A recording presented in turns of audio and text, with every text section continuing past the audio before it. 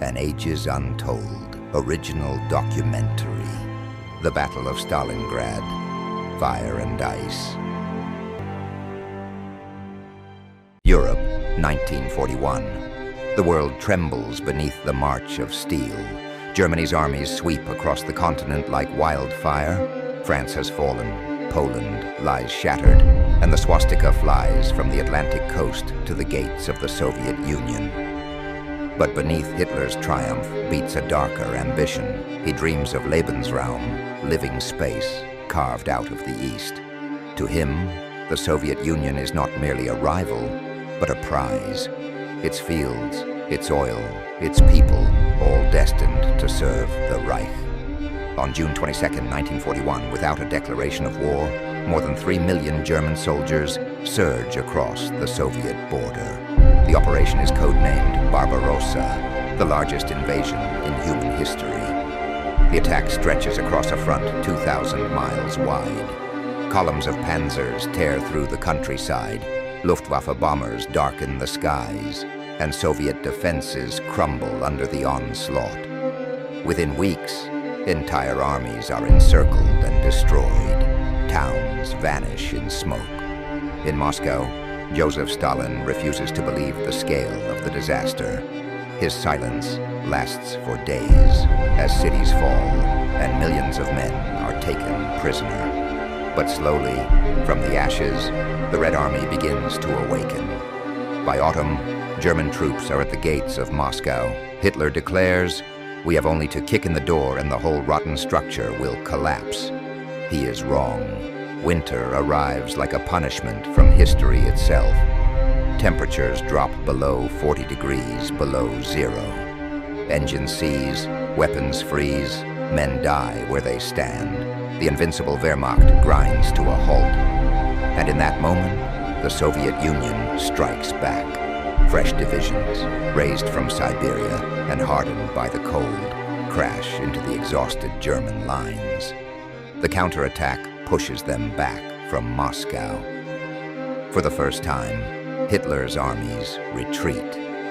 But retreat is not in the Führer's vocabulary. In fury and pride, he turns his gaze south, toward the oil-rich lands of the Caucasus and toward a city that bears the name of his enemy, Stalingrad, a city that would become the graveyard of his ambition. The year is 1942. The Eastern Front stretches across thousands of miles, a scar dividing Europe. The German High Command plans a new offensive, Operation Blue. Its goal, to seize the oil of the Caucasus and cut the Soviet Union's lifeline, the Volga River. It begins with confidence. By June, the German armies strike deep into southern Russia. Soviet resistance collapses again, cities fall in days, and Hitler believes victory is inevitable. But his obsession with symbolism soon distorts strategy. Stalin's city, Stalingrad, stands directly in their path. Though it holds little immediate military value, its name provokes Hitler's ego like a red flag to a bull. He orders his Sixth Army, under General Friedrich Paulus, to capture it at all costs. To his generals, the order seems reckless, but none dare challenge him. By late August 1942, German forces reach the outskirts of Stalingrad. They expect another swift victory. Instead, they find a fortress of ruins. The Luftwaffe rains fire upon the city, turning it into rubble. Entire districts are flattened. Tens of thousands of civilians perish within hours. Those who survive flee across the Volga under heavy bombardment. Yet amid the chaos, the Soviets do not break. Under the command of General Vasily Chuikov, the defenders dig in among the ruins. Their orders are simple, not a step back. They fight for every building, every floor, every room. The front lines blur. Sometimes, a single wall separates Germans from Soviets. Battles erupt in basements, stairwells, and factories. Men fight with bayonets, knives, even bare hands. The Germans call it Rattenkrieg, the War of the Rats. From the windows of shattered buildings, Soviet snipers stalk their prey.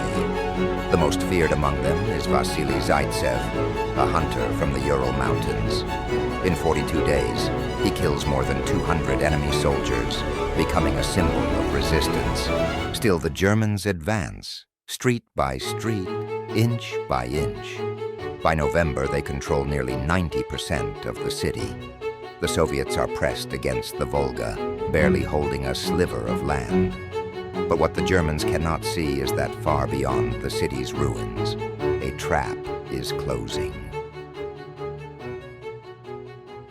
By the autumn of 1942, Stalingrad has become a world unto itself. A landscape of smoke, ash, and shattered concrete. No front line truly exists. Men vanish into the ruins and reappear as ghosts. The German Sixth Army, confident in its power, presses deeper into the burning city. Each block costs blood. Each building changes hands a dozen times. The Soviet defenders, exhausted, starving, half buried under rubble, refused to yield. General Vasily Chuikov, commanding the 62nd Army, moves his headquarters into a bunker barely 100 meters from the front. He lives and fights under constant bombardment, directing counterattacks by radio, while dust and mortar chips rain down on his head. He tells his men, time is blood. Every hour they hold out, the enemy bleeds a little more. Factories become fortresses. At the Red October steel works, Soviet soldiers weld tank armor while German shells crash overhead.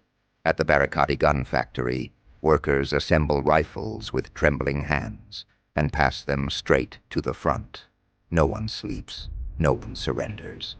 The Germans throw everything they have, artillery, tanks, flamethrowers, but the Soviets seem to rise from the ruins again and again.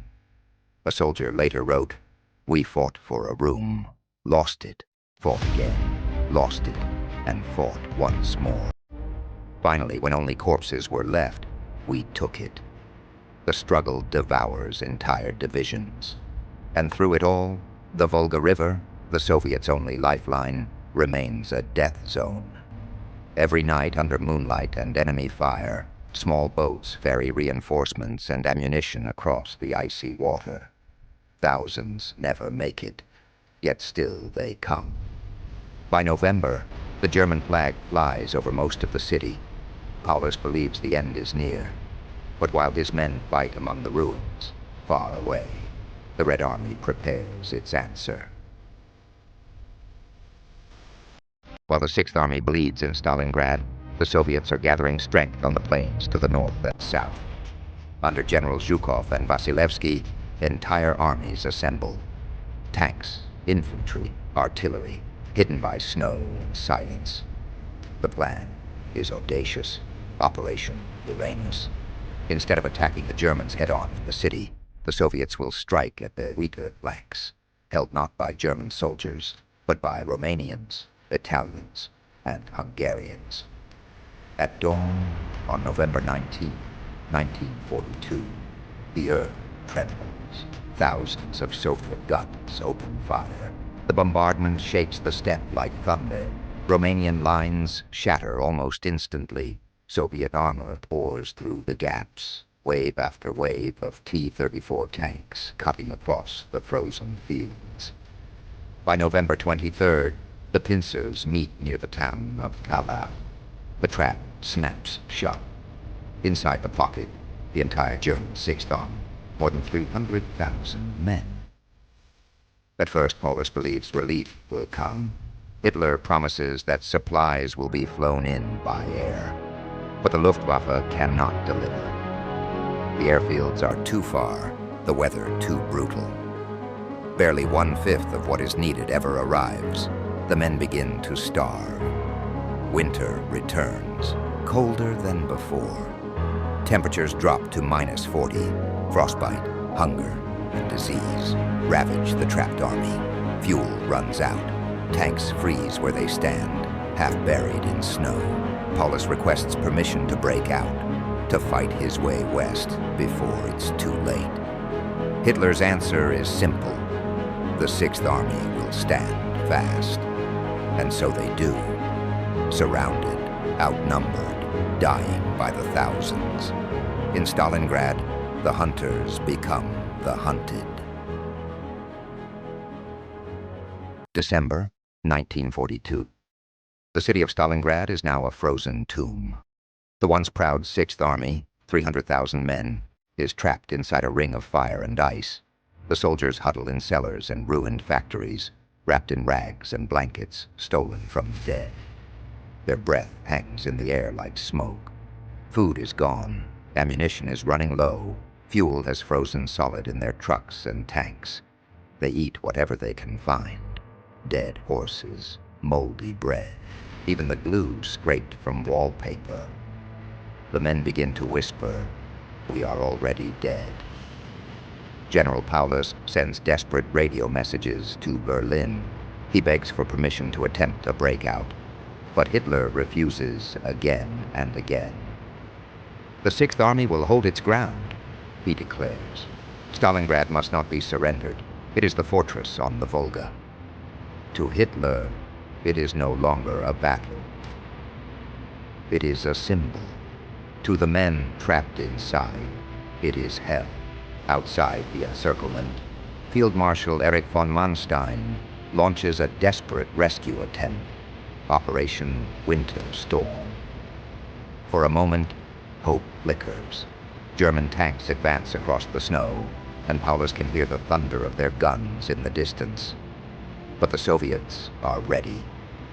Their counterattacks slam Manstein's flanks. Within days, the rescue collapses. The Sixth Army is abandoned. Inside Stalingrad, the cold deepens. Wounded soldiers freeze where they lie. Doctors operate without anesthetic, without bandages, without luck. The dead are stacked in the streets like firewood. The Soviets tighten the noose. Day by day, block by block, they close in. By January, Paulus's army is broken. Half his men are dead, and the rest are starving. Entire divisions exist only on paper, and still, Hitler forbids surrender. He promotes Paulus to field marshal, declaring, "No German field marshal has ever been taken alive." It is a thinly veiled order, to die rather than yield. But Paulus has seen enough death. January 31st, 1943. In the ruins of a once grand department store that now serves as his headquarters, Field Marshal Friedrich Paulus receives a final Soviet ultimatum. His men are dying by the hundreds each day. He looks around the room, officers pale with hunger, maps frozen to the tables, silence heavy as snow. Paulus finally answers, he will surrender. That same day, Soviet soldiers storm his command post. Paulus, gaunt and expressionless, emerges from the basement and is taken prisoner. The once proud Sixth Army, the pride of Hitler's war machine, ceases to exist. In the northern sector of the city, isolated pockets of resistance fight on for 2 more days. By February 2nd, 1943, the last shots are fired. Stalingrad is silent. Out of 300,000 men who entered the city, fewer than 90,000 are captured alive. Of those, fewer than 6,000 will ever return home. The city itself is a graveyard.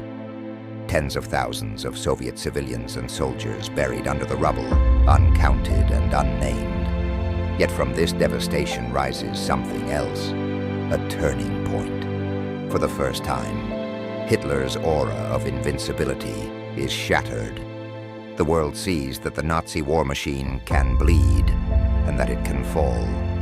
Across Europe, the legend of Stalingrad spreads, whispered among prisoners, printed in secret papers, remembered by those who still fight. And for the Soviet Union, it becomes a symbol of survival, of endurance beyond reason. When the guns finally fell silent in February 1943, Stalingrad was no longer a city. It was a scar carved into the earth. Not a single building stood untouched. The snow was black with ash. The Volga ran red with the thaw of frozen blood. In the ruins, Soviet soldiers wandered like specters, searching for comrades, for food, for meaning. Many could not speak. Many would never again. But for the Soviet Union, the impossible had happened. They had stopped the German advance. They had destroyed Hitler's most powerful army. The tide of the war had turned. In Berlin, the news struck like a hammer. The propaganda machine called it a temporary setback. But inside the Führer's bunker, Hitler raged. He refused to believe that Paulus, his field marshal, had surrendered. He called him a coward, a traitor.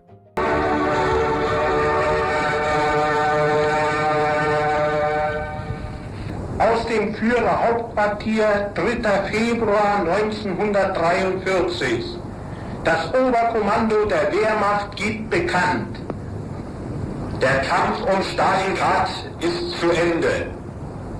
Ihrem Fahneneid getreu ist die 6. Armee unter der vorbildlichen Führung des Generalfeldmarschalls Paulus der Übermacht des Feindes und der Ungunst der Verhältnisse erlegen. Ihr Schicksal wird von einer Flak-Division der deutschen Luftwaffe, 2 rumänischen Divisionen und einem kroatischen Regiment geteilt, die in treuer Waffenbrüderschaft mit den Kameraden des deutschen Heeres ihre Pflicht bis zum Äußersten getan haben. Unter der Hakenkreuzflagge, die auf der höchsten Ruine von Stalingrad weithin sichtbar gehisst wurde, vollzog sich der letzte Kampf. Generale, Offiziere, Unteroffiziere und Mannschaften fochten Schulter an Schulter bis zur letzten Patrone. Das Opfer der Armee war nicht umsonst. Sie starben, damit Deutschland lebe. Yet the truth was undeniable. Germany's myth of invincibility was dead across Europe. The Axis began to falter. In Africa, the Allies prepared to strike. In the East, the Red Army began to advance, slowly, relentlessly, pushing westward toward Berlin itself. Stalingrad was not just a battle, it was a message written in blood, frost, and fire, that even the mightiest empire can break, and that no machine of conquest can outlast the will to survive. Still, the cost was beyond comprehension. More than 2 million lives were lost. Soldiers, civilians, children. Entire families erased.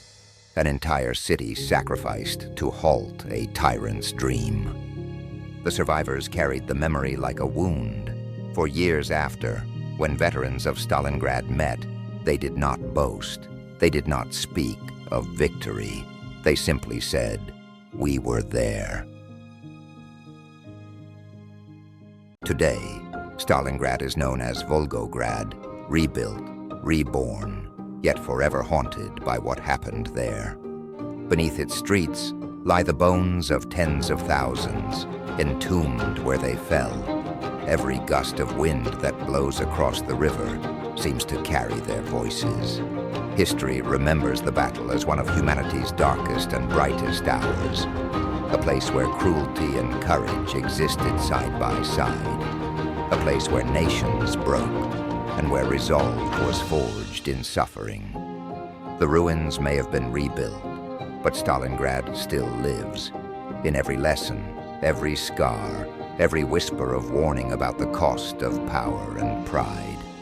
The city that bore Stalin's name became a symbol greater than any man, the symbol of endurance. And though the snow has long since melted, the echoes remain.